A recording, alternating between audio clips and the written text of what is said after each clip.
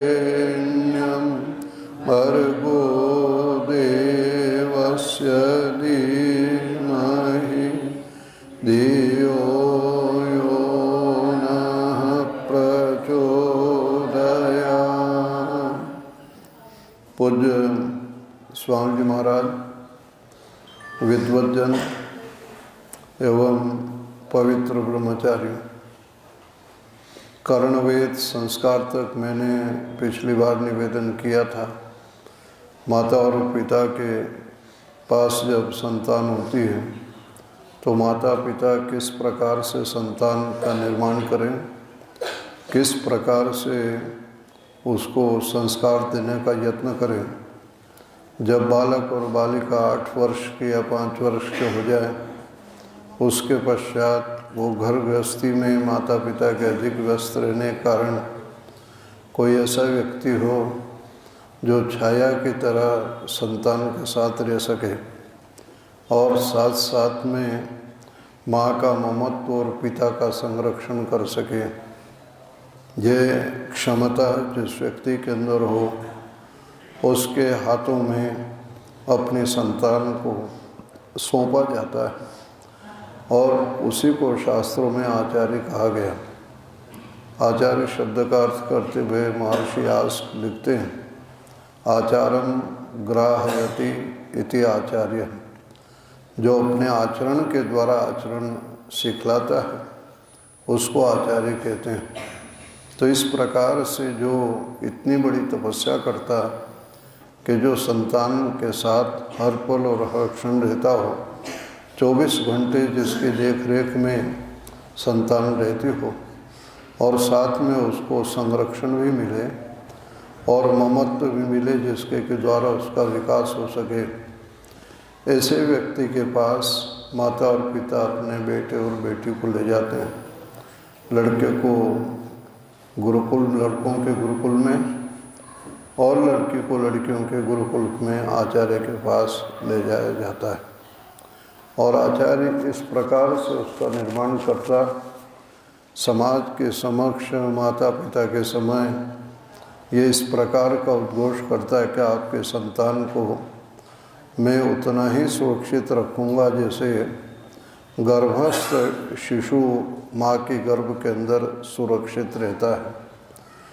जिस समय बालक माँ के गर्भ में होता है उस समय माँ अपना खान पान जो है वो संतान की दृष्टि से जो वो करती है, ऐसा रूखा और कठोर भोजन नहीं करती जिससे कि बच्चा उसके शरीर से बाहर निकल जाए, तथा ऐसा भी हल्का रसीला भोजन नहीं करती जिससे बच्चे का विकास न हो।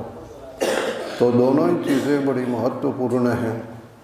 इतने कठोर नियम भी न हो जिसके के द्वारा बालक जो है गुरुकुल की 4 दीवारी से बाहर चला जाए, और इतना भी लाड़ और प्यार न हो, इतना भी रसीला वातावरण न हो कि उसका विकास न हो सके।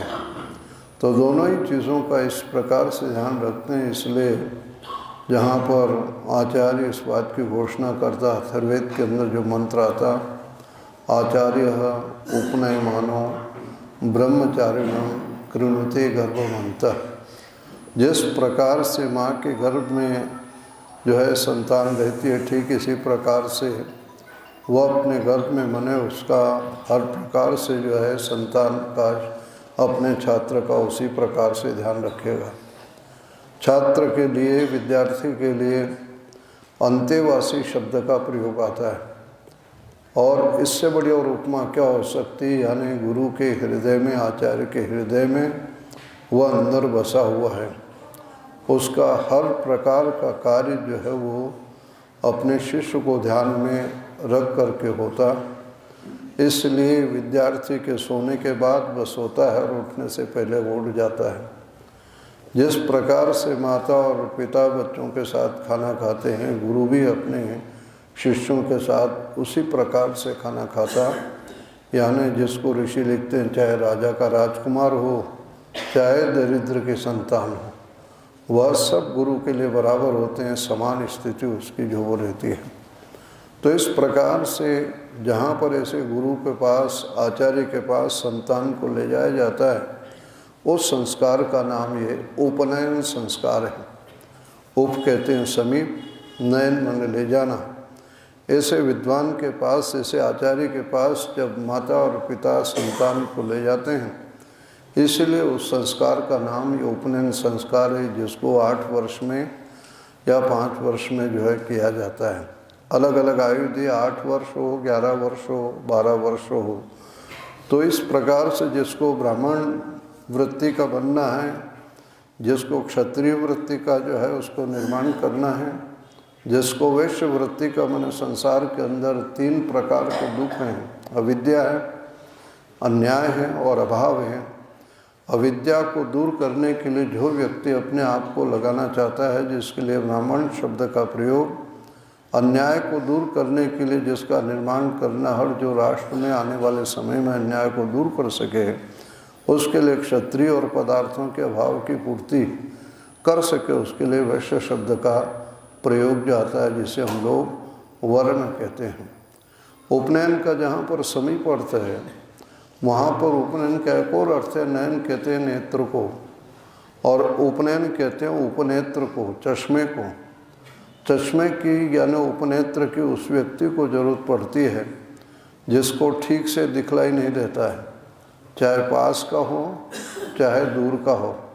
दूरदृष्टि यदि ठीक नहीं है और पास की दृष्टि भी ठीक नहीं है, तो उसके नेत्र के ऊपर जो उपनेत्र में चश्मा लगाया जाता है, जो बालक या बालिका 5 वर्ष या 8 वर्ष के है, तो उसको जो है ठीक प्रकार से दिखता नहीं, यानी भौतिक दृष्टि से नहीं, बल्कि जो बुद्धि की दृष्टि से कौन सा कार्य ठीक है, कौन सा कार्य गलत है, क्या मुझे करना चाहिए और क्या नहीं करना चाहिए, किसके कारण से सुख प्राप्त होगा, किसके कारण से दुख प्राप्त होगा, इस विषय में उसकी बुद्धि निर्णय नहीं कर पाती।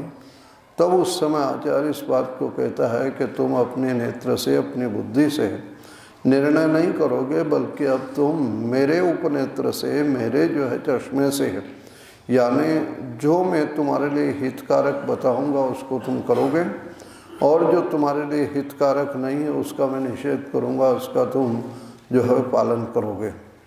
तो ये 2 प्रयोजन जो वहाँ पर है उपनयन के द्वारा, जहाँ पर जो है गुरु के पास ले जाना और साथ में जो है गुरु के आदेश के अनुसार अपना जीवन बिताना, और गुरु हर समय जो अपने संतान, अपने शिष्य और शिष्या का 24 घंटे जो है इस प्रकार से ध्यान रखता है। इसलिए इस संस्कार का अपने यहाँ पर बड़ा महत्वपूर्ण जो स्थान है। आचार्य के पास जिस समय माता और पिता संतान को ले जाते हैं, उस समय जो है बालक कहता है ब्रह्मचर्यम आगाम, मैं ब्रह्मचारी बनने के लिए, उसकी दीक्षा लेने के लिए आपके चरणों में उपस्थित हुआ हूँ, इसलिए ब्रह्मचारी आसानी मुझे जो है ब्रह्मचर्य की दीक्षा दीजिए। और ब्रह्म का क्योंकि वो क्यों आया हुआ है, वहाँ इस शब्द के अंदर ही स्पष्ट कर दिया। ब्रह्म परमात्मा को कहते हैं, ब्रह्म वेद को कहते हैं, और ब्रह्म जो है बड़े को कहते हैं। यानी जीवन में 3 कार्य करना है। जीवन में मैं जो है वेदों का अध्ययन करूं, साथ साथ में ईश्वर की साधना करूं, और जीवन में इतना बड़ा लक्ष्य हो कि मैं संसार में बहुत बड़ा व्यक्ति बन जाऊं। यह इस दीक्षा के लिए, इस काम के लिए मैं आपके चरणों में उपस्थित हूँ। माता और पिता के द्वारा जो है मुझे लाया गया है, और मुझे इसकी जो है दीक्षा दीजिए। तो आचार्य के चरणों में इन 3 उद्देश्य के लिए बालक और बालिका जिस समय जाते हैं, आचार्य उसको पहले वस्त्र देता है, उपवस्त्र देता है, और उसके पश्चात जो है यज्ञोपवीत उसको जो पहनाया जाता है। यज्ञोपवीत के विषय में मैंने विस्तार से पहले भी आपसे निवेदन किया, और यज्ञोपवीत के वो 3 धागे इस बात की ओर संकेत दे रहे हैं कि जीवन के अंदर जिस समय उसको आचार्य धारण कराता है, मस्तिष्क से ऊपर से लेता है, इसका बौद्धिक विकास करने का उत्तरदायित्व मैं अपने ऊपर लेता हूँ। यानी पढ़ा लिखा करके वेद आदि शास्त्रों का अध्ययन करा करके ज्ञान और विज्ञान के क्षेत्र में यह जो मूर्धन्य स्थान प्राप्त करे, उच्चतम स्थान को ये प्राप्त करे, इसका मैं पूरा प्रयत्न करूँगा। बाएं कंधे से लेकर के जो पवित्र का वह धागा हृदय को स्पर्श करता हुआ जाता है। तो आचार्य इस बात को भी संकेत दे रहा है कि जिस प्रकार से इसको बौद्धिक विकास के लिए मैं दिन रात प्रयत्न करूँगा, वहाँ संध्या, उपासना, योग साधना इत्यादि के द्वारा जो है इसका आध्यात्मिक विकास भी करने का, इसकी आत्मिक उन्नति का भी प्रयत्न करूँगा। ये दोनों काम मैं इस चीज़ को लेकर के करूँगा ताकि इसके आत्मा का विकास हो सके, इसका आत्मा जो है बुराई से लड़ सके और अच्छाइयों के लिए जीवन में संघर्ष कर सके। बिना आत्मिक बल के व्यक्ति बुराइयों से संघर्ष नहीं कर सकता और अच्छाइयों के लिए भी संघर्ष नहीं कर सकता, अच्छाइयों को सुरक्षित नहीं रख सकता। और अच्छाई जीवन के अंदर जो है बिना ईश्वर उपासना के नहीं प्राप्त होती। व्यक्ति में सेवा के भाव हों, परोपकार के भाव हों, दया के भाव हों, सहनशीलता के भाव हों, माने जितने भी गुण हैं, क्वालिटीज़ हैं, ये बिना ईश्वर भक्ति के प्राप्त नहीं होते हैं। इसलिए पढ़ा लिखा व्यक्ति कितना हर ईश्वर की साधना नहीं करता तो वो भी क्रोधी हो जाता है, स्वार्थी हो जाता है, दूसरे के विनाश में भी अपनी बुद्धि का उपयोग करता है। तो आज पढ़े लिखों की कोई कमी तो नहीं है, पर जितने घोटाले हो रहे हैं, जितने जो है अनाचार, दुराचार, भ्रष्टाचार के जितने केस हो रहे हैं, ये कोई भेड़ बकरी चराने वाले या मजदूरी करने वाले मजदूर या पत्थर तोड़ने वाला जो है दिन रात पसीना बहाने वाला व्यक्ति नहीं कर रहा, जो अपने दिमाग से ज़्यादा जो उन्नतशील है अपने मस्तिष्क का उपयोग उसमें वो कर रहे हैं। तो गुरुकुल शिक्षा प्रणाली के अंदर इस बात को कहा गया है और इस चीज़ को आचार्य प्रयत्न करता है कि अपनी विद्या का उपयोग, अपनी बुद्धि का उपयोग यह जो है दूसरे के हित और कल्याण के लिए करेगा। इसका मैं पूरा प्रयत्न करूंगा और यह तभी होगा कि जिसके अंदर आध्यात्मिक प्रवृत्ति हो, साधना की प्रवृत्ति हो और आत्मिक विकास यदि रहेगा तो ये कर सकेगा। और ये दोनों कार्य तब कर पाएगा कि जब शरीर उसका स्वस्थ रहेगा। इसलिए कहा गया शरीर माध्यम खलु धर्म साधनम, यानी हर चीज़ के लिए, चाहे धर्म हो, अर्थ हो, काम हो, मोक्ष हो, बिना शरीर के व्यक्ति कभी जो है वो इन कामों में सफल नहीं हो सकता। बौद्धिक विकास और आत्मिक विकास भी बिना शारीरिक स्वास्थ्य के सफल नहीं हो सकता। इसलिए महर्षि पतंजलि ने यम और नियमों की चर्चा की, उसके बाद आसन और प्राणायाम इसी दृष्टि से रखे कि हम शरीर से स्वस्थ रहें।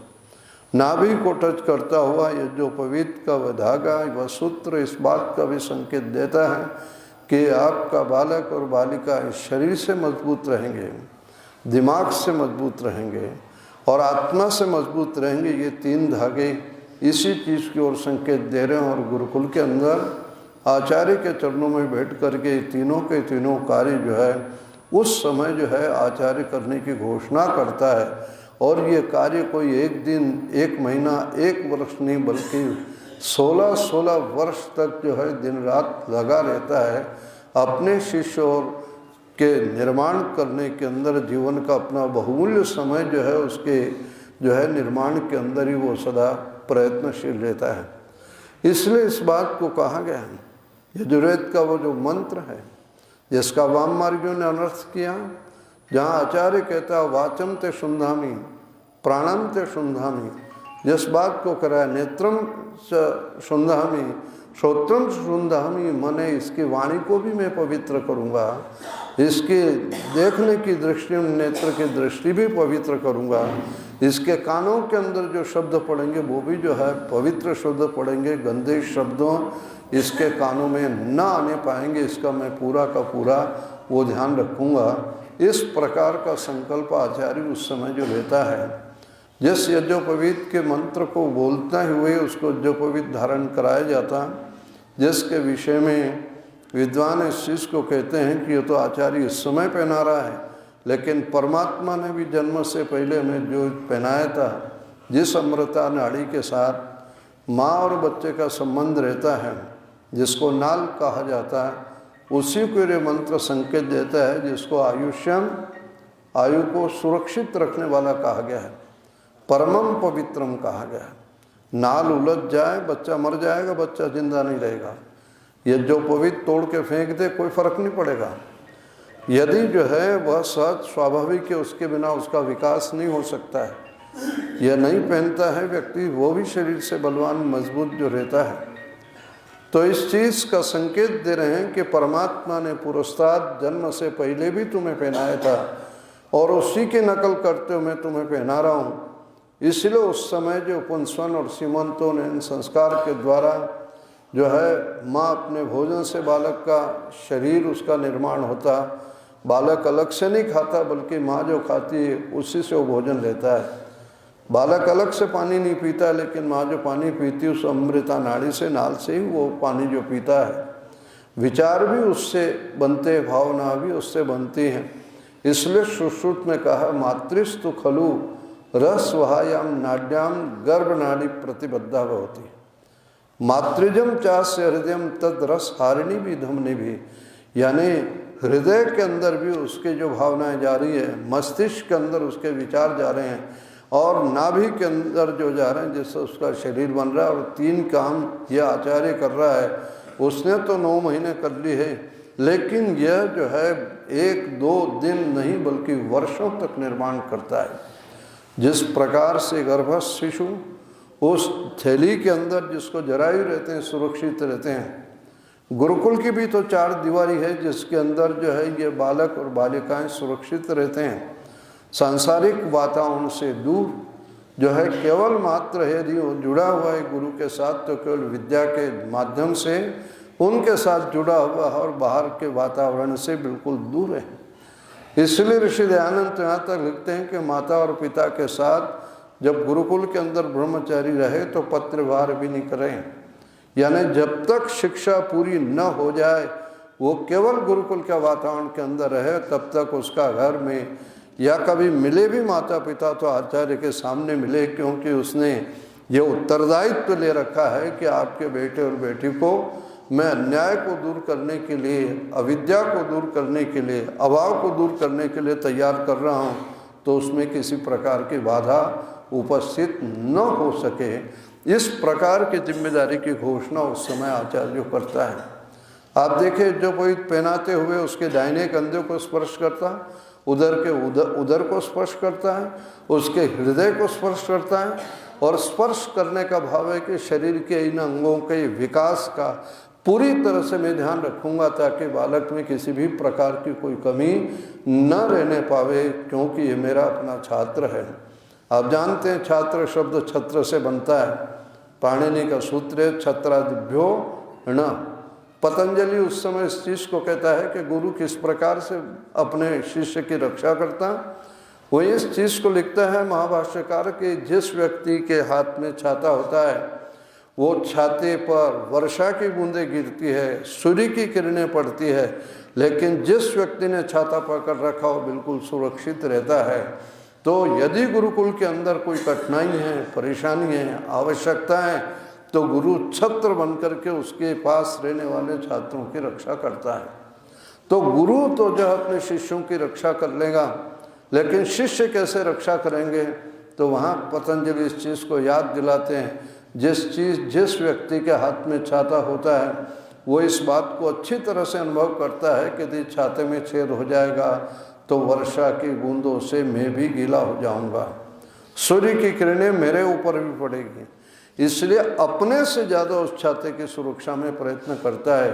ठीक इसी प्रकार से जो छात्र अपने गुरु की सेवा करता हुआ अपने गुरु को प्रसन्न रखता है, सुरक्षित रखता है, वो अपने आप में सुरक्षित रहेगा। और गुरु के प्रति यदि उसके भाव नहीं रहे तो निश्चित रूप से वो भी सुरक्षित नहीं रह सकेगा। इसलिए यास की इस बात को कहता है, विद्या एक प्रकार से आचार्य से गुरु से निवेदन कर रही है कि जो तुम्हारी निंदा करता है, जो कुटिल आचरण वाला है, जिसमें नम्रता नहीं है, तुम उसे मत देना, वरना मेरा भी अपयश फैलेगा। यहाँ तक कि तब मन्येत पितरम मातरम च, ऐसे आचार्य को, गुरु को तुम माता और पिता समझो। यह संकेत वहाँ पर जो दिया गया उस संस्कार के अंदर जो है।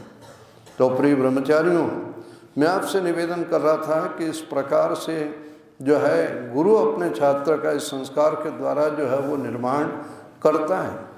रजोपवीत पहनाने के साथ में जिन मंत्रों से आहुति दी जाती वो निर्माण की प्रक्रिया जिसको प्रतिज्ञा सूत्र कहते हैं हम लोग, प्रतिज्ञा के मंत्र अग्नि व्रतपते व्रतम चरिष्यामि, वायु व्रतपते व्रतम चरिष्यामि, सूर्य व्रतपते व्रतम चरिष्यामि, चंद्र व्रतपते और व्रतानाम व्रतपते, इन मंत्रों का उच्चारण करता हुआ जो ब्रह्मचारी आहुति देता है, और उसका भी तो मोटा भाव इस चीज़ का है कि मैं असत्य जीवन के अंदर जो नहीं अपनाऊंगा, असत्य से दूर रहूंगा, मेरे आचरण के अंदर, मेरे व्यवहार के अंदर सत्य रहेगा, सत्य को हमेशा मैं व्यवहार के अंदर जो पालन करूंगा।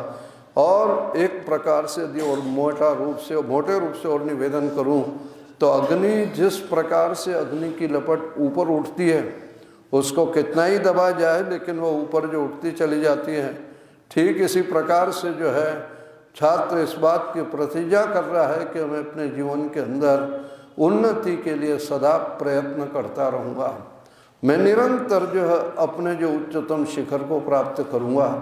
और उच्चतम शिखर को प्राप्त करने के लिए जिस प्रकार से वायु गतिशील होता है, ठीक इसी प्रकार से मैं गतिशील बना रहूँगा, यानी परिश्रम करूँगा। अपने अध्ययन के कार्य को जितना जो है मैं पढ़ रहा हूँ अपने गुरुजनों के मुख से, उसको तैयार करने में, उसको स्मरण करने में, उसको सुरक्षित रखने में मैं कोई कसर नहीं छोड़ूंगा। इसीलिए तो इस बात को कहा जाता है कि गुरुजनों से जो पढ़ते हैं वह तो जो है 25वां हिस्सा माने चौथाई हिस्सा हम लोग पढ़ते हैं। इसीलिए कहा आगम कालीन, स्वाध्याय कालीन, प्रवचन कालीन, व्यवहार कालीन इति चतुर्भि प्रकारेण विद्योपयुक्ता भवति, जो कहा है वो इसी दृष्टि से कहा है। तो गुरुजनों से जिस समय मैं पढ़ता हूँ उस समय पूरा का पूरा ध्यान जो है वो पूरी सतर्कता गुरु के शब्दों की ओर, गुरु के वाक्यों की ओर, गुरु की ओर हो, ताकि मेरा मन इधर उधर न जाए।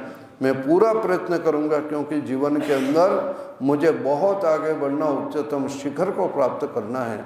मैं ब्रह्मचारी हूँ, मुझे बहुत बड़ा बनना है और अध्ययन के लिए एकाग्रता बड़ी आवश्यक है और उसके लिए परिश्रम तो ही।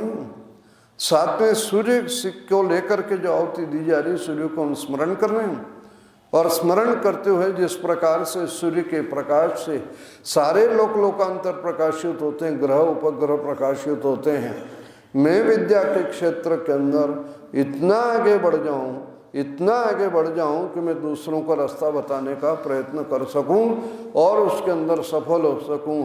सारे के सारे लोग मेरे से जो है वो जो है अविद्या को दूर करें, अपनी अपनी अविद्या को और ज्ञान को प्राप्त करें।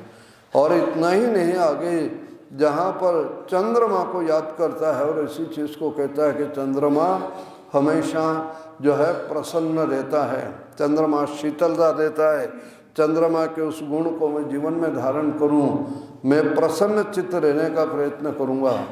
थोड़ा सा आचार्य ने डांट दिया, गुस्सा कर दिया तो ऐसा नहीं होगा कि मैं रूठ के बैठ जाऊं, बात नहीं करूं, खाना नहीं खाऊं, ताकि मुझे मनाने के लिए मेरे अध्यापक गुरुजन लगे रहे, ऐसी स्थिति नहीं आएगी। क्योंकि मेरे लिए जो भी हितकर बात है वो मेरे आचार्यगण, मेरे गुरुजन बतला रहे, इसलिए चंद्रमा के समान मेरे जीवन के अंदर प्रसन्नता हो, शीतलता हो, क्रोध आदि से मैं दूर रह सकूं, यह सारा का सारा संकेत देता। और अंत में कह दिया व्रतानाम व्रतपते व्रतम चरिष्यामि, ये परमेश्वर मैं आपको कभी नहीं भूलूंगा। जो व्यक्ति परमात्मा को हर पल और हर क्षण याद रखता है, बहुत सारे जो अवगुणों से अपने आप को बचा लेता है। हम इस चीज़ को जानते हैं कि हम देखें या नहीं देखें, परमात्मा हमें देख रहा है। हम जो कर रहे हैं उसको भी परमात्मा जानता है, हम जो बोलते हैं उसको भी परमात्मा जानता है, हम जो अच्छा बुरा सोच रहे हैं उसको भी परमात्मा जानता है। तो परमात्मा सब जान रहा है। ये संस्कार हमारे मन के अंदर बैठ जाए तो निश्चित रूप से जो है न व्यक्ति शरीर से पाप करेगा, न वाणी से पाप करेगा, न मन से पाप करेगा। जो शास्त्रों में शारीरिक पाप, वाचिक पाप और मानसिक पाप जो बताए गए हैं उनसे अपने आप को वंचित कर लेगा। मैंने पहले भी निवेदन किया होगा कि जिस प्रकार से दूरदर्शन पर समाचार पढ़ने वाला व्यक्ति या पढ़ने वाली महिला 5 या 10 मिनट के लिए जब वो समाचार पढ़ते हैं तो कितने सतर्क और सावधान होकर बैठते हैं और किस प्रकार से बोलते हैं। उनके सामने केवल कैमरा होता है, लेकिन वो इस बात को अनुभव करते हैं कि मैं देखूं या नहीं देखूं, सारी दुनिया मुझे देख रही है, इसलिए वो अलर्ट होकर के सावधान होकर बैठते हैं। तो एक समाचार पढ़ने वाला व्यक्ति यदि सावधान होकर समाचार पढ़ता है, यदि हमारे अपने जीवन के अंदर ये संस्कार आ जाए, ये प्रवृत्ति आ जाए, मैं देखूं या नहीं देखूं, परमात्मा मुझे अवश्य देख रहा है और परमात्मा किसी को छोड़ता नहीं है। ना भुगतम क्षीयते कर्म, वो जब तक कर्म का फल का भुगतान नहीं करा देगा तब तक हमें नहीं छोड़ देगा। तो निश्चित रूप से व्यक्ति सावधान रहेगा। अग्नि में हाथ कोई जानबूझ के डाले या गलती से गिरे, हाथ तो उसका जलना ही जलना है। ठीक ये स्थिति है। तो इसलिए इन मंत्रों के अंदर परमेश्वर से प्रार्थना करता है। आचार्य इस बात को याद दिलाता है कि तेरा जो लक्ष्य है परमात्मा को प्राप्त करना, तेरा जो लक्ष्य है वेदों का अध्ययन करना और जीवन के अंदर उच्चतम शिखर को प्राप्त करना है और अपने आप को ऐसा तैयार करना जिसके के द्वारा तुम अविद्या को दूर करना, अन्याय को और अभाव को दूर करने के लायक अपने आप को बना सको, ताकि समाज को, राष्ट्र को एक श्रेष्ठ नागरिक में दे सकूं। इसलिए आचार्य तपस्या करता है। आपको कपड़ों की चिंता नहीं, आपको पुस्तक की चिंता नहीं, आपको खाने की चिंता नहीं कि खाना कहाँ से आएगा, कौन खिलाएगा, कैसे आएगा, कपड़े कहाँ से आएंगे, पुस्तक कहाँ से आएगी, कौन पढ़ाएगा, पढ़ाने की व्यवस्था क्या होगी। ये सारी चिंता यदि कोई करता है तो वो आचार्य करता है। और उसी की छत्र छाया में जो है शिष्य और विद्यार्थी सुरक्षित रहते हैं, इस बात की वो घोषणा करता है और इस चीज़ को याद दिलाता है। इस संस्कार की विधियों में आप देखेंगे कि आचार्य अपने हाथ में पानी लेता है और जहाँ पर अंजलि में पानी लेता है और उसके नीचे विद्यार्थी की अंजलि रहती है, शिष्य की अंजलि रहती है और नीचे थाली रहती है। यानी एक प्रतीक के रूप में जहाँ अपो इष्टा मोहबोस्ता आदि मंत्रों को बोलता हुआ वो अपनी अंजलि का पानी अपने शिष्य के अंजलि में डाल रहा है और अंगूठा पकड़ करके उसका भी पानी वो थाली के अंदर गिरवा रहा है। आप देखिए ज्ञान की जो परंपरा है समाज के अंदर उपस्थित जन समुदाय के अंदर आचार्य घोषणा कर रहा है इस प्रक्रिया के द्वारा कि मेरे पास जितना भी ज्ञान है मैं सारा आपके बेटे और बेटी को देने का प्रयत्न करूंगा, मैं उससे कोई छिपाऊंगा नहीं। जो है आचार्य इस बात को जो संकेत दे रहा है और साथ में अपने छात्र से, अपने शिष्य से और उसके माता पिता से अपेक्षा रखता है कि मैं जो भी इसको ज्ञान दे रहा हूँ वो धरती पर फैलाने का एक कार्य करेगा, अपने पास न रखेगा, क्योंकि विद्या का दान सबसे श्रेष्ठ दान माना गया। इसलिए इस दान को जो है वो संकेत वहाँ पर जो दे रहा है और इस चीज़ को लेकर के जहाँ पर वो दे रहे हैं आचार्य की परिक्रमा छात्र कर रहा है और वो कह रहा है कि मेरे जो है मैं कहीं पर भी रहूँगा, कैसे भी रहूँगा, आगे बढ़ूँगा तो मैं आपके इर्द गिर्द रहूँगा, आपकी जानकारी मैं आपको जो वो देता रहूँगा, मैं अपनी जानकारी मतलब आपको देता रहूँगा। जिस प्रकार से पृथ्वी सूर्य के चारों ओर परिक्रमा करती है, शिष्य भी आचार्य के चारों ओर परिक्रमा कर रहा है, घूम रहा है, वो विधि वहाँ पर जो है संकेत के रूप में दी गई। आप देखिए इससे बड़ा और क्या घोषणा हो सकती है जिस मंत्र का उल्लेख किया वहाँ पर, मम व्रते ते हृदय दधामी मम चित्तम अनुचित्तम ते अस्तु। यानी इस चीज़ को कह रहा है कि मैं तेरे हृदय को, मैंने आत्मा को, चित्त मने मस्तिष्क को जो है विकसित करने का संकल्प ले रहा हूँ। और कहते कि संकल्प भी ऐसे नहीं, वह मंत्र मृदिया बृहस्पतित्वा नियुनक्तुमय्यम, परमात्मा ने तुझे मेरे लिए और मुझे तेरे लिए बनाया है। यानी इस प्रकार से हम एक दूसरे के साथ जुड़े रहेंगे कि तेरा बौद्धिक विकास भी होगा, तेरा आत्मिक विकास और शारीरिक विकास होगा। इस चीज़ का मैं संकल्प ले रहा हूँ और तुम्हें भी इस चीज़ का संकल्प लेना है कि अपने बौद्धिक, शारीरिक और आत्मिक विकास के लिए तुम पूरे मेरे अनुशासन का ठीक प्रकार से पालन करोगे और इस प्रकार से मेरे दिए हुए ज्ञान को तुम सदा जो वो सुरक्षित रखोगे। तो बंधुओं, प्रिय ब्रह्मचारियों, इस प्रकार से जहाँ पर इस चीज़ को जो कहा गया है, आचार्य जिस समय यह संस्कार करता है, को नामासी कस्य ब्रह्मचारी असी, अरे भाई तुम किसके ब्रह्मचारी हो? वहाँ वो कहता है, नाम अपना बोलता, भवता कहता है और अनेक देवताओं को उच्चारण करते हुए कहता है कि तुम उनके ब्रह्मचारी हो।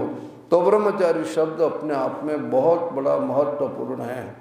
ब्रह्मचर्य सूक्त के अंदर आप देखेंगे तो वहाँ पर तप शब्द का प्रयोग अनेक मंत्रों के अंदर आया और इस बात का संकेत दिया है कि ब्रह्मचारी को जीवन के अंदर तप करना है। अनुकूलता और प्रतिकूलता को, सर्दी और गर्मी को, भूख और प्यास को, इन द्वंद्वों को सहन करने का कार्य यदि ब्रह्मचारी करेगा तो निश्चित रूप से वह जो है अपने जीवन में उन्नति की ओर बढ़ चलेगा। महर्षि दयानंद से पूर्व यह भी एक अंधविश्वास था कि लड़कियों को पढ़ने का, उनका उपनयन संस्कार नहीं होता है। तो ऋषि ने इस बात को याद दिलाया कि जिस प्रकार से लड़कों का उपनयन होता है, लड़कियों का भी उसी प्रकार से उपनयन होता है। और वहाँ पर जो है ऋषि याद दिलाते हैं कि इमम मंत्रम पत्नी पठे, यह मंत्र पत्नी पढ़े, बिना पढ़े कैसे वो जो मंत्र का उच्चारण करेगी। ब्रह्मचर्य कन्या युवानम विंदते पतिम, यदि जो है वह ब्रह्मचारी नहीं है, ब्रह्मचारिणी नहीं है, वेदों का अध्ययन नहीं किया है, तो इस मंत्र का क्या अर्थ करोगे कि अपने समान युवा पति का वर्ण कर रही हूँ। इसलिए जो अन्य ग्रंथों में पुरा कल्पित नारीणाम मौंजी बंधनम, यानी प्राचीन काल के अंदर नारियों के, स्त्रियों की शिक्षा होती थी, तो इस प्रकार से उनके शिक्षा के अनेक प्रमाण आते हैं। और जो है महर्षि दयानंद ने जो है लड़कों के पढ़ाई के साथ लड़कियों की पढ़ाई का भी जो है गुरुकुलों के अंदर उसका भी विधान किया है। उपनयन संस्कार का अपनी परंपराओं में जहाँ महत्व है, अन्य संप्रदायों में भी इसका थोड़ा परिवर्तित रूप अपने को मिलता। पारसियों के अंदर जो है यज्ञोपवीत नाम तो नहीं है, लेकिन वहाँ जो है कुष्ठी शब्द का प्रयोग आता है। वो कमर में एक धागा बांधते हैं और उसका जो भाव यही है कि तुम्हारा जो है ये बहुत पवित्र है और तुम्हें इसको सुरक्षित रखना है। जैसे अपने यहाँ पर 5 साल 11 साल में होता है, उनके वहाँ 7 साल के अंदर होता है। मुसलमानों के अंदर भी जिसको वो बिस्मिल्लाह पढ़ना कहते हैं, वो भी एक प्रकार से इसका विकृत रूप है। और इसी के साथ साथ ईसाइयों में भी बपतिस्मे का जो रिवाज है, बपतिस्मे शब्द का जो है पुनरुत्पत्ति अर्थ है। ठीक इसी प्रकार से जब उपनयन होता है तो उसी को जो है जहाँ पर हम लोग द्विज कहते हैं, क्योंकि जन्म से जो होता है जन्मना जायते शूद्र संस्कारात द्विज उच्यते, जब संस्कार होता है गुरु के पास जाता है, एक जन्म तो माता पिता के यहाँ और दूसरा विद्या के द्वारा जो गुरु के पास जन्म हो रहा है, इसलिए उसको द्विज जो कहा गया है। तो अनेक बातें उपनयन संस्कार के अंदर महर्षि दयानंद ने विस्तार से इस ग्रंथ में लिखी है। उसके पश्चात वेदारंभ संस्कार आता है। वेद कारम यानी यदि मोटे रूप से निवेदन करूं तो गुरुकुल में प्रवेश करने को उपनयन कहेंगे और शिक्षा का जब प्रारंभ हो रहा है उसको जो है वेदारंभ संस्कार जो वो कहा गया। और वेदारंभ संस्कार में जिस समय इस संस्कार को किया जाता है तो 2-3 विधियाँ इस संस्कार में बड़ी महत्वपूर्ण हैं। विद्यार्थी को जहाँ वेदों का अध्ययन कराया जा रहा है, वेद समस्त ज्ञान विज्ञान के भंडार हैं, वहाँ पर उसके कमर में मेखला बांधा जाता है। मेखला जो ब्रह्मचर्य में बड़ा साधक है, सहायक है। और साथ में इस चीज़ का भी संकेत दे रहा है कि जिस प्रकार से मेखले से कमर कसी हुई रहती है, तुम्हें जीवन के अंदर जो है कमर कस के रहना है, हर समय तैयार रहना है। जीवन के अंदर जैसा ही आदेश मिले तुम्हें गुरुकुल के अंदर, तुम उसके लिए हमेशा अपने आप को तैयार रखने का प्रयत्न करना, ढीला ढाला मत रहना जिसके के द्वारा हिलते डुलते आप चल रहे हो। अश्व शब्द घोड़े के लिए आता है। आपने कभी ध्यान दिया हो, घोड़ा खड़ा हो, उसको आप देखोगे उसके जो है 3 पैर जमीन पर रहते, 1 पैर उठा हुआ रहता है और उसी चीज़ का संकेत देता है कि मैं सदा तैयार हूँ, स्व मने कल की भी इंतजारी करने को तैयार नहीं हूँ, इसलिए उसको अश्व कहा गया है। तो ब्रह्मचारी को भी जैसे ही गुरु का आदेश हो तत्काल तत्पर रहना चाहिए। आलस्य और प्रमाद उसके जीवन के अंदर नहीं रहना चाहिए। जिन विधियों के द्वारा जो संकेत दिया गया है, और उसी के साथ साथ आप देखिएगा दंड धारण का भी उल्लेख संस्कार में किया गया।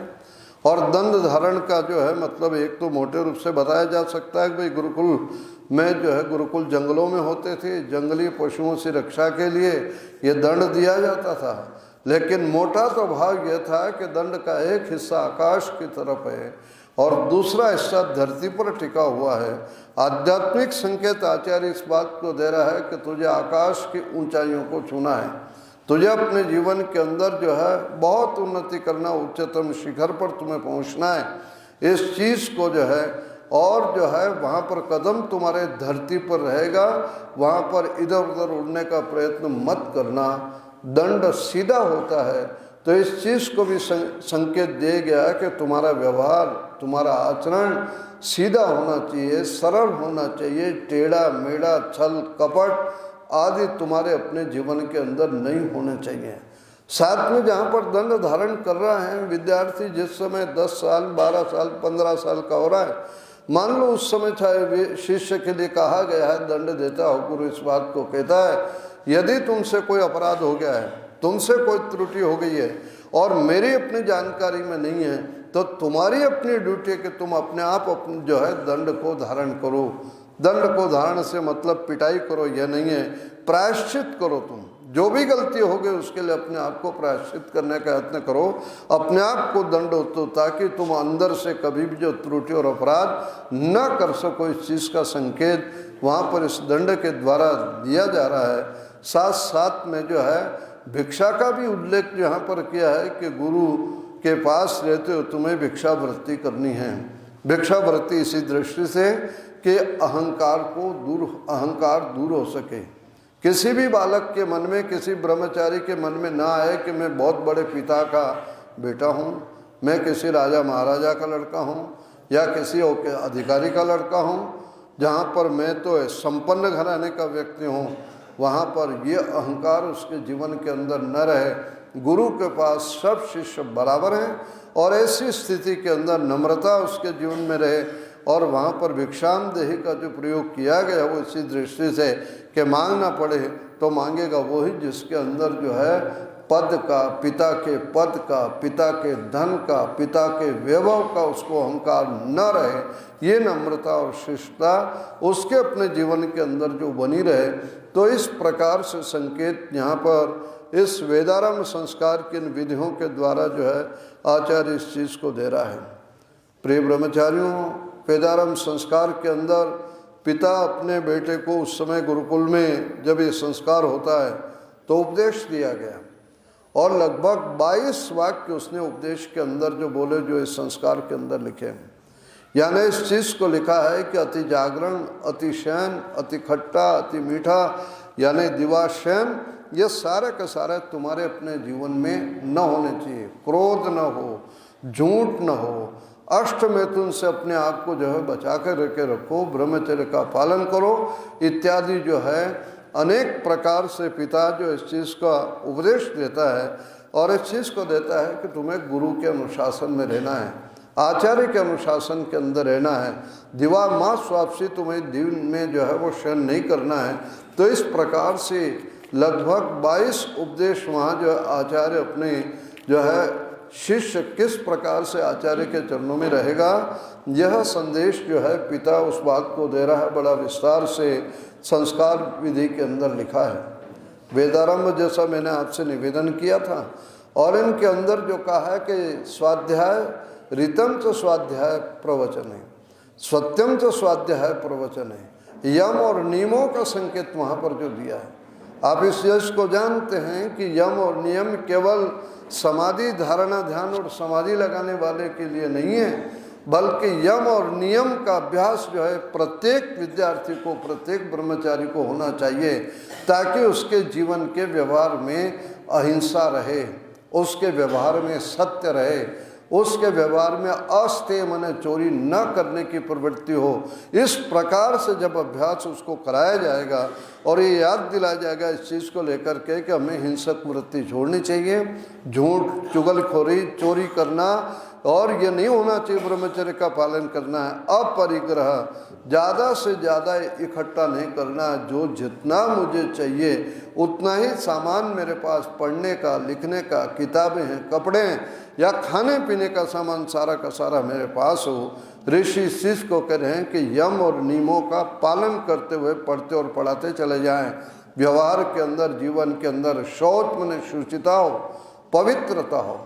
मुझे परमात्मा को प्राप्त करना है तो परमात्मा को तो तभी मैं प्राप्त करूंगा कि जीवन के अंदर चोरी न हो, चोरी की प्रवृत्ति न हो, जीवन के अंदर दुराचार न हो, ब्रह्मचर्य की भावना जीवन के अंदर हो, शुचिता हो, हिंसक वृत्ति न हो, दूसरों को तकलीफ देने की भावना न हो, क्योंकि मैं परमात्मा को प्राप्त करना चाहता हूँ, मेरे जीवन का लक्ष्य वो भी है। तो यम नियमों का संकेत ऋषि ने यहाँ पर जो दिया है और रीत और सत्य का संकेत दिया है। स्वाध्याय और प्रवचन के बारे में बड़ा विस्तार से यहाँ पर बतलाया गया। ब्रह्मचर्य का काल 24 वर्ष, 44 वर्ष, 48 वर्ष, ये बहुत सारी चर्चा इस वेदारंभ संस्कार के अंदर है ताकि शास्त्रों का पूरा अध्ययन ठीक प्रकार से कर सकें। वेद का आरंभ गुरु गायत्री मंत्र से शुरू करता है और उसके अर्थ को भी वहाँ संकेत दिया है कि परमात्मा कैसा भूर भुवा स्व, वह भू मने रक्षक है, भुआ मने दुखों को दूर करने वाला है, स्व मने सुख और आनंद को देने वाला, सवितु वह संसार की रचना करने वाला है परमात्मा, वरेण्यम सबसे श्रेष्ठ है, भर्गः मने वह तेज स्वरूप है। ऐसा जो देवस्य देव का हम लोग धीमहि ध्यान करें यानी उसको धारण करें। ऋषि दयानंद की यह अद्भुत कृपा थी कि उन्होंने धीमहि शब्द का अर्थ ध्यान नहीं बल्कि ध्यान के साथ धारण करना लिखा है। परमात्मा के गुणों का आप ध्यान करते रहो और उन गुणों को जीवन में धारण न करो तो कितना ही जाप कर लो उसका क्या फल होगा। इसलिए ऋषि इस चीज को कहते हैं कि गुड़ गुड़ कहने से मुंह कभी मीठा नहीं होता जब तक नहीं खाओगे तो। परमात्मा यदि रक्षा करने वाला है, परमात्मा दुखों को दूर करने वाला है, परमात्मा सुख देने वाला है, तो इसलिए याद कर रहे हैं, इसलिए ध्यान कर रहे हैं, इसलिए स्मरण कर रहे हैं। वो गुण हमारे अपने जीवन के अंदर आ जाए तो हमारा जो है उसका ध्यान करना सफल है, सार्थक है। इसलिए कह रहे हैं कि परमात्मा के इन गुणों को, जो वो तेज स्वरूप है, जो है वर्ण करने के योग्य, उसको हम जीवन के अंदर धारण करें। और आगे क्या मांग रहा है, धियो यो न प्रचोदयात, न है परमेश्वर, न दिया मने हमारी जो बुद्धि उसको प्रचोदयात, सत्कर्मों में प्रेरित कीजिए। परमात्मा ने सब दिया। परमात्मा से हलवा पूड़ी नहीं मांगने का है, परमात्मा से दुकान और मकान नहीं मांगने का, परमात्मा से ये भी नहीं मांगना कि परमात्मा मेरे को परीक्षा में पास करा देना। प्रार्थना का वर्णन करते हुए ऋषि दयानंद लिखते हैं, लोग कैसी कैसी प्रार्थना करने लगे, भगवान झाड़ू लगा देना, कपड़े धोना, मेरा खाना पका देना। और आगे गिरे हुए लोग तो कहने लगे, दो आदमी लड़ रहे हैं आपस में तो दोनों भगवान से प्रार्थना कर रहे कि मेरे दुश्मन को मार दे, वो कह रहा है कि मेरे दुश्मन को मार दे। तो स्वामी जी प्रश्न करते, क्या दोनों को मार डालें? तो वो प्रार्थना करने वाला व्यक्ति क्या कहता है कि नहीं नहीं, जो ज़्यादा भक्ति करता है परमात्मा उसकी प्रार्थना सुन ले, मैंने छोटे भगत को मार डाले। तो स्वामी जी कहते हैं, बड़े की बड़ी प्रार्थना सुनी, छोटे की छोटी तो सुन ले। तो बड़े भक्त की प्रार्थना सुन करके छोटे को भगवान मार डाले तो छोटे की छोटी प्रार्थना सुन के बड़े भक्त के हाथ पैर तो कम से कम तोड़ दें, छोटी तो प्रार्थना उसकी सुननी चाहिए। यानी ऐसी मूर्खता भरी प्रार्थना परमेश्वर से नहीं करने की यदि प्रार्थना वेदों के अंदर आई है तो यही आइए, धियो यो नः प्रचोदयात् या याम मेधाम देवगण। यहाँ पर जो है तन्मे मनः शिव संकल्पमस्तु यद भद्रम तन्नासुव, ये प्रार्थना का उल्लेख किया गया है। तो ऋषि इस चीज़ को कह रहे हैं कि भगवान से गायत्री मंत्र के द्वारा वेद की शुरुआत हो रही है और उससे इस प्रकार की प्रार्थना करनी चाहिए। 3 अवस्था हैं जो ब्रह्मचर्य की लिखी वहाँ पर, और उसके बाद में जो महर्षि दयानंद ने पठन पाठन की विधि इस प्रकरण के अंदर बड़ा विस्तार से लिखा हुआ कि भाई ये पढ़ाओ, ये पढ़ाओ, ये पढ़ाओ, ये चीज़ें पढ़ानी चाहिए। यह सब बड़ा विस्तार से वेदारंभ संस्कार के अंदर ऋषि ने इस चीज़ का संकेत दिया है।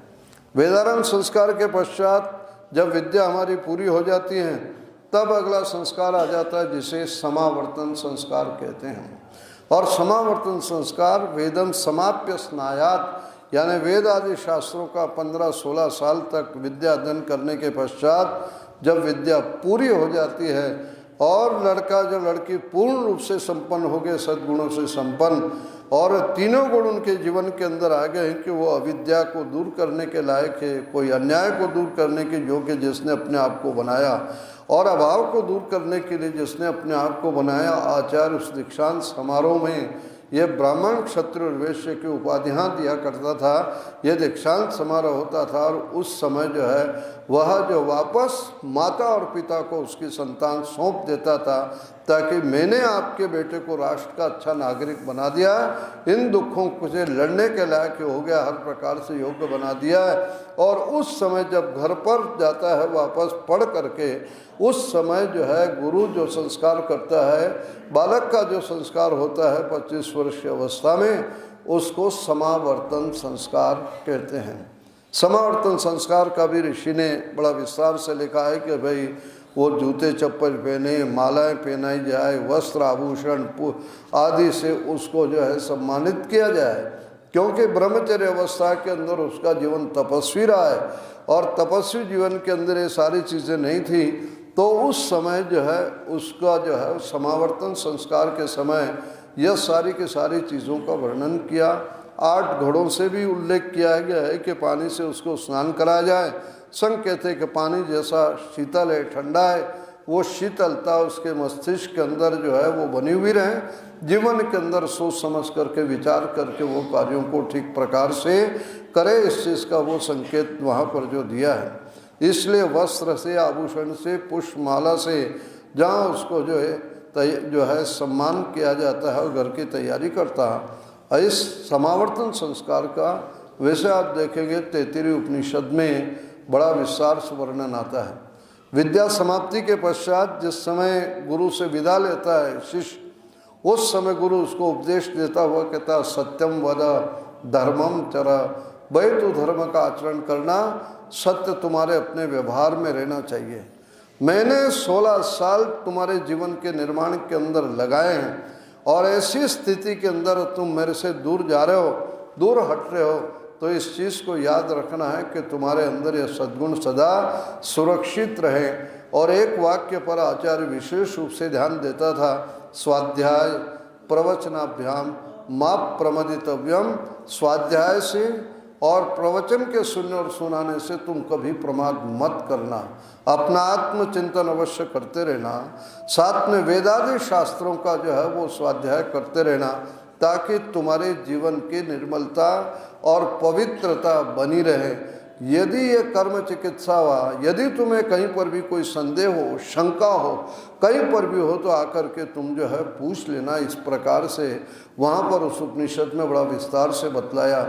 और इतना ही नहीं बल्कि आगे चल कर के जो कहा है, जिस गुरु ने, सीधे बैठो भाई, जिस गुरु ने जो उसको शिक्षा दी है, जिसको निर्माण करने में उसने अपने जीवन को जो है वो लगाया है, वहाँ पर 33 ऋषि क्या लिखता है, श्रद्धयादेयम, अपने गुरु को श्रद्धा पूर्वक देते रहना।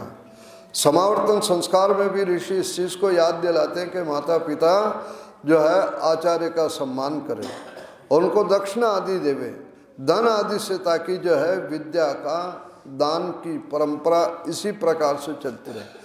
आचार्य जिस दिन धन मांगने के अंदर इधर लगेगा, वो विद्या देने से वो विद्यार्थी का समय उतना कम हो जाएगा, उसके निर्माण में बाधा पड़ेगी। इसलिए इस बात को कहा गया कि माता और पिता की जिम्मेदारी है। वह स्नातक जो बन गया, जिसने विद्या के अंदर स्नान कर लिया है, जहाँ पर स्नातकों के उल्लेख या व्रत स्नातक, विद्या स्नातक, विद्या व्रत स्नातक का उल्लेख जो संस्कार के अंदर आया है, तब आप संसार में जा रहे हो, कमाने का कार्य करोगे, तो अपने गुरुकुलों की परंपरा को सुरक्षित रखने के लिए जो है आप कुछ न कुछ देते रहना। हमारी अपनी परंपराओं में विद्या बेची नहीं जाती है। गुरु जो है छात्र को निःशुल्क विद्या देता है और साथ में गुरु को जो है जब छात्र योग्य हो जाता है, गुरु दक्षिणा उसको देते हैं, ताकि ज्ञान की परंपरा ठीक प्रकार से चलती रहे। इसलिए ऋषि लिखते हैं, प्रजातंतुम माँ व्यवच्छेदसी, ये विद्यादान की परंपरा को तोड़ने का कभी कार्य मत करना। इसलिए कहते हैं कि श्रद्धयादेयम, श्रद्धा से तुम देते रहना, क्योंकि तुम्हारे गुरु ने तुम्हारे लिए इतना निर्माण किया है। और कभी कड़ा अनुशासन रहा है, तुम्हें कभी जो है बड़ा बुरा लगा हो, कभी चीज़ को अच्छा न लगा हो, तो वहाँ पर ऋषि कहता है कि अश्रद्धया देयम, श्रद्धा न हो तब भी तुम गुरु को जो है कुछ न कुछ भेंट देते रहना, ताकि ये परंपरा चले। तो इस प्रकार से गुरु को भेंट के लिए इतना दिया। इतना नहीं बल्कि हृदयम, भाई लोक लाज से तो देना तुम, क्योंकि दुनिया क्या कहेगी कि जिस गुरु के पास तुमने पढ़ा है, जिस गुरुकुल में इतनी शिक्षा प्राप्त की है और तुम कमाने लगे हो, तुम्हें कोई कमी नहीं और तुम गुरु को नहीं दे रहे हो, लोग क्या कहेंगे। लोक लाज से कम जो है तुम देते रहना, ताकि इस प्रकार से विद्या का यह क्रम चलता रहे। और इतना ही नहीं, आगे इस चीज़ को कहा है कि श्रद्धा भी न हो, अश्रद्धा के कारण भी नहीं दे पा रहे हो, लोक लाज से भी नहीं दे रहे हो, तो ऋषि ने वहाँ पर एक वाक्य बड़ा सुंदर लिखा, भिया देयम, कम से कम भगवान से डर के तो देते रहना, ताकि जो है भगवान ऐसे कोड़े मारेगा कि जिसने तुम्हें विद्या दी है तुम उसका ध्यान नहीं रख रहे हो, तो ये सज़ा तुम्हें अवश्य मिलेगी। इसलिए जो अपने गुरु का संरक्षण गुरु को दे करके, ताकि जो है वह जो ठीक प्रकार से विद्या के प्रचार और प्रसार के अंदर लगे रहें। तो आचार्य लोग विद्या के प्रचार प्रसार पढ़ने और पढ़ाने के अंदर लगे रहते थे, और विद्यार्थी जो उनके स्नातक होते थे वो गुरु को सदा जो है आर्थिक दृष्टि से निश्चिंत रखते थे। यह संकेत यहाँ पर जो है तैत्तिरीय उपनिषद ने दिया। महर्षि दयानंद ने संकेत दिया है कि उत्तम वस्त्र, धन आदि से दक्षिणा आदि देकर के जो आचार्य का सम्मान करें। आचार्य ने जो विद्या दान दी आपके बेटे और बेटी को, माता पिता को संकेत दे रहे कि आप उनके प्रति कृतज्ञता व्यक्त करें। कृतज्ञता सबसे बड़ा भारी पाप माना गया है। कृतज्ञता का मतलब है उपकार करने वाले के उपकार को न मानना, यह सबसे बड़ा भारी पाप है जिसको कृतज्ञता कहा गया है। और उपकार करने वाले के उपकार को स्वीकार करना कृतज्ञता कहा जाता। इसलिए जो आचार्य के प्रति माता पिता और शिष्य जो है, यानी उनका जो बेटा है बेटी, उसके प्रति कृतज्ञता व्यक्त करे कि आपने हमारे जो है बेटे का बहुत जो है श्रम करके निर्माण किया है। इसलिए कृतज्ञता का अपने यहाँ पर विधान आता है। परमात्मा के द्वारा भी हमें सब कुछ प्राप्त होता है, इसलिए उसके प्रति भी हम कृतज्ञता व्यक्त करते हैं। परमात्मा के प्रति कृतज्ञता व्यक्त यानी ब्रह्म यज्ञ हम करते हैं, हम संध्या करते हैं। महर्षि दयानंद ने जहाँ पर इस चीज़ को याद दिलाया सत्यार्थ प्रकाश के अंदर कि विद्यार्थी का एक दिन अनध्याय हो, लेकिन ब्रह्म यज्ञ और देव यज्ञ में कोई भी अनध्याय नहीं होता है। परमात्मा हर पल और हर क्षण हमें देता चला जा रहा है, इसलिए संध्या तो करनी है। और संध्या इसलिए हम कर रहे हैं कि उसके प्रति कृतज्ञता व्यक्त कर रहे हैं कि परमेश्वर तेरी कृपा से हमें ये सब कुछ मिल रहा है, भोजन मिल रहा है, अन्न मिल रहा है, पानी मिल रहा है, सूर्य और चंद्रमा का प्रकाश मिल रहा है, वायु मिल रही है, कृतज्ञता व्यक्त करते हैं। इसलिए ऋषि लिखते हैं वहाँ पर कि जो व्यक्ति संध्या नहीं करता, न ईश्वर की उपासना नहीं करता, वह कृतज्ञ और महामूर्ख है। दो शब्द वहाँ दिए, ध्यान देना। उससे बड़ा भारी कृतज्ञ कौन होगा जो परमात्मा के प्रति, भाई बात नहीं करो, पीछे आवाज आ रही है, इधर भी आज रिकॉर्ड हो रही है आपकी आवाज। तो परमात्मा के प्रति जो व्यक्ति कृतज्ञता व्यक्त नहीं करता, उसके लिए ऋषि लिखते हैं वो कृतज्ञ है। और साथ साथ में कह रहे हैं कि महामूर्ख है, इतना कड़वा शब्द का प्रयोग किया है। यानी कितना बड़ा मूर्ख है कि भगवान के उपकारों को नहीं मानता। इसलिए आवश्यक जो बताया गया ब्रह्मचारियों के लिए संध्या भी अनिवार्य है और यज्ञ भी अनिवार्य है, जिसके के द्वारा जो है हम शरीर से प्रकृति को जितना दूषित करते हैं उतना उस दूषित वातावरण को शुद्ध करने का ये घी और सामग्री से आउट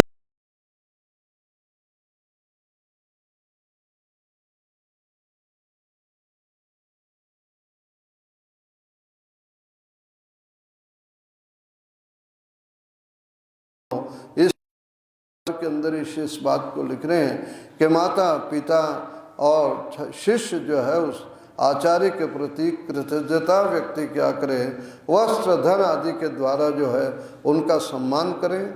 जब गुरुजनों का सम्मान होता रहा है और उनको निश्चित हम करते रहे तो विद्या का प्रचार और प्रसार होता रहा है। तो प्रिय ब्रह्मचारियों, समय पर्याप्त हो रहा है और संस्कारों के अंदर बड़ा विस्तार से लिखा है वेदारंभ संस्कार, जो आपके लिए बड़ा महत्वपूर्ण जानकारी और साथ साथ में उपनयन संस्कार का जो प्रयोजन और जो भावना रही है उसको जितना मेरा अपना अध्ययन है उसके हिसाब से बताने का प्रयत्न किया। आप लोगों ने ध्यानपूर्वक सुना। श्रद्धेय स्वामी महाराज ने अवसर दिया। आप सभी को स्वामी महाराज को बहुशः धन्यवाद।